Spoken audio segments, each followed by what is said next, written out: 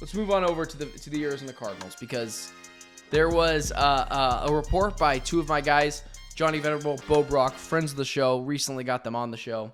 Good dudes.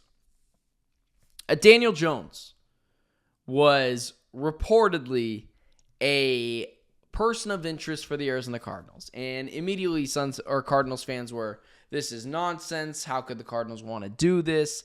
Until you add to the fact that the Arizona Cardinals were going to make him a backup. And honestly, I would love to have Daniel Jones on the Cardinals as the backup. Daniel Jones for spot starting 1 or 2 games a year and just coaching him not to lose the game in an offense that's predicated mostly on the run game is something I would be into.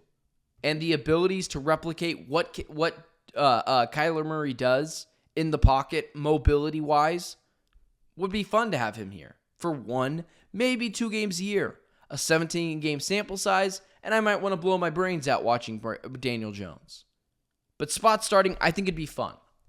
But it started this conversation of Monti Ossenfort, his team building, why I should be worried about it. This is why I'm not worried about the Arizona Cardinals going into the offseason. I'm only worried about one player, but I've talked about him enough in Kyler. I don't know if he's going to be able to play consistently through 17 games and be a guy that carries this team for years to come. But if you are able, but if you're like me, and you do believe in Monti Ossenfort and his team building, this Cardinals team could figure it out in a hurry.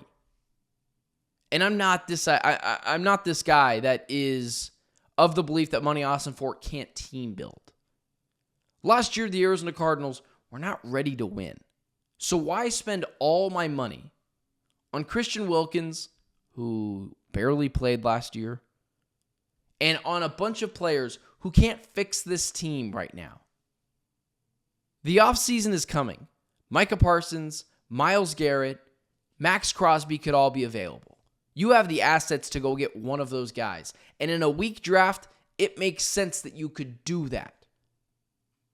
And then you have the ability to go sign guys, a Josh Sweat, or maybe one of those Eagles defenders that were so good in the Super Bowl and that understand Jonathan Gannon's system because he was the Eagles defensive coordinator at one time.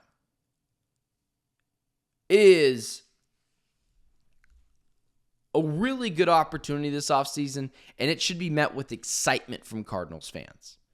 Not from, good grief, let's shield our eyes and hope it works out.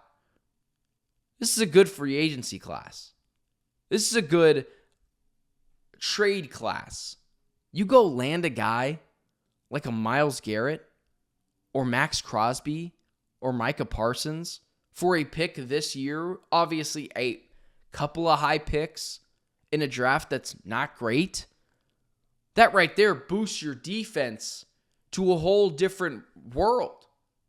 And then you're able to go get a guy potentially like a T. Higgins. It's time to load up the roster. That's what the Eagles did. You go give Kyler Murray yet another weapon. I keep getting Kevin Durant and Kyler Murray's names mixed up this morning. But you go get a T. Higgins. You go sign one of those 3 guys in Max Crosby, Micah Parsons, or Myles Garrett.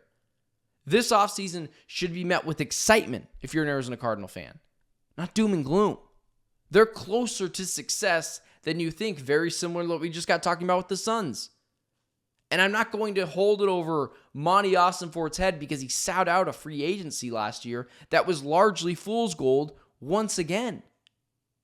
He can get active in the trade market. He can go get active in the draft potentially. And the Cardinals have money to spend. A top 5 team on this, a top 5 team in terms of spending in cap space.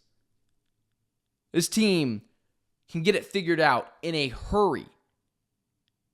And they can load up this roster in a winnable NFC West, like my guy Ivan is saying in the chat. I'm not worried about Monti Ossenfort's ability to team build. I'm worried about Kyler Murray being stable for a 17-game sample size as well as being healthy. That's the only thing that I met with caution here.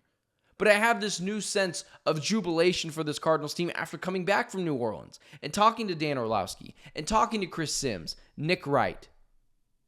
Everyone who knows quarterbacks in every sense of the imagination all love this guy. So why shouldn't I wrap my arms around him? Especially with a team that's got money and has the ability to pay their own players, that being one Trey McBride, going and getting a Myles Garrett, Micah Parsons, or a Max Crosby. Go get a T. Higgins. Stack the deck of this roster for this team. Should be met with a lot more excitement than it is doom and gloom for this team. This team can be fixed very quickly and can be ready to compete next year. And after seeing what the Eagles did with the quarterback, who I think is a fringe top 10 guy, I don't think he's an elite quarterback in the NFL. Why can't the Cardinals replicate that? And I've seen a lot of, well, Monti Ossenfort, he's cheap. He's not able to go. Like, why would he be cheap? It's not his money. He's not saving himself any dollars for a rainy day. I like the idea of what Monty can do for this team and his ability to wheel and deal, make trades, go get a couple of star guys. And I think it gets just seeing some of the things, the first leak of potentially Daniel Jones being here, Cardinals fans get flashbacks to last year's free agency where it was a lot of pomp and thrill at the beginning, but lacked a lot of sizzle with the guys that they signed. Last year was about building the core, getting guys who don't get injured, even though that they all did. But Jonathan Jones and Bilal Nichols didn't miss any games until they came to the Cardinals. Hence why, once again, free agency is fool's gold. Pick one or two guys that you really like that can help this team. Make a trade or two and hit in the draft. And just so everyone knows, Monti Ossenfort's really good at that last thing in the draft. So, this idea that's doom and gloom for Cardinals fans, give it time. This thing's going to get figured out, and I think it's going to be a lot of fun for years to come. I don't think this is something that is going to be quickly lost in the offseason, and the Cardinals are going to miss out on guys. If you're on Twitter and you see those updates, or you have Ian Rappaport or Adam Schefter's tweet notifications on, and you're waiting for the Cardinals to make a move, immediately what you're going to see is a lot of Arizona Cardinals notifications because of the money and because of the picks disposable to them to go make a trade or signing for a guy that can help this team. Not only am I not worried about Monti Ossenfort's team building and aggressiveness, I can't wait to see him show it off this year in free agency, in the offseason as a whole, whether it's the trade market, free agency, you name it. The only guy I've got a little bit of concerns with is Kyler. But after going to New Orleans and talking with all the smart people, Kevin Clark, Nick Wright, Dan Orlovsky, Chris Sims, everyone's in on him.